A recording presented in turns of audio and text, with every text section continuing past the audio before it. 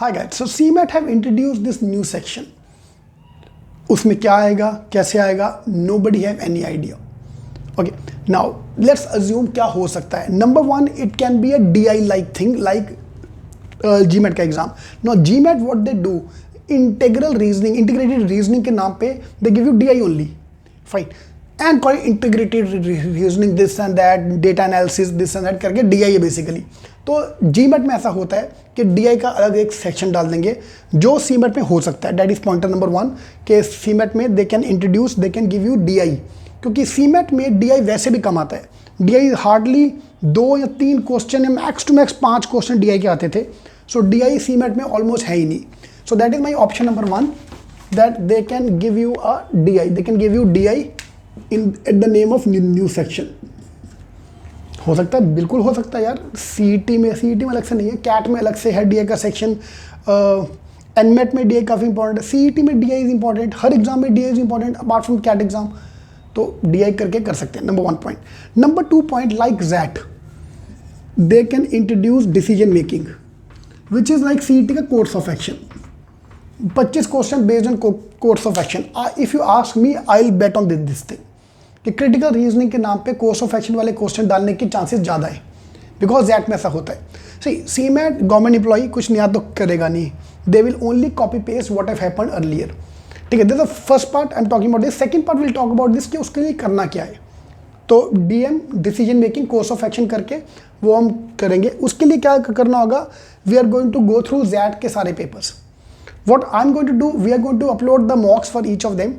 ठीक है, I will be making the mocks for our students, for those who have joined us for CMAT or those who are going to join us. In case you want to join us, the number आपको side पे कहीं दिया होगा, तो you can join our program. नीचे description box में दिया होगा. तो decision making course of action can be number 2 things. वही कि बम फूट गया तो क्या करने का, will you send the forces, will you send the police, ये करोगे वो करोगे. Number 3, what can become is a critical reasoning. They can give you critical reasoning के पूरा क्वेश्चन, स्टेटमेंट, असम्पशन सब उसमें डाल दो, ये अलग से सेक्शन बोल के. GMAT में again critical reasoning is very very famous. इस बार NMAT में क्रिटिकल रीजनिंग के काफ़ी क्वेश्चन आए थे. CET में 10 मार्क का आता है. So critical reasoning can be third option which include everything, course of action, cause and effect, everything. So that's one thing, that's point number 3 which can come. और क्या हो सकता है?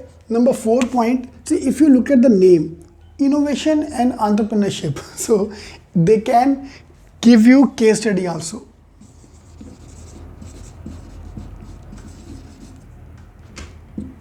ठीक है, case study can be very subjective, so they'll make it objective, which is kind of mix of a DI and critical reasoning combined together. We don't know क्या हो सकता है.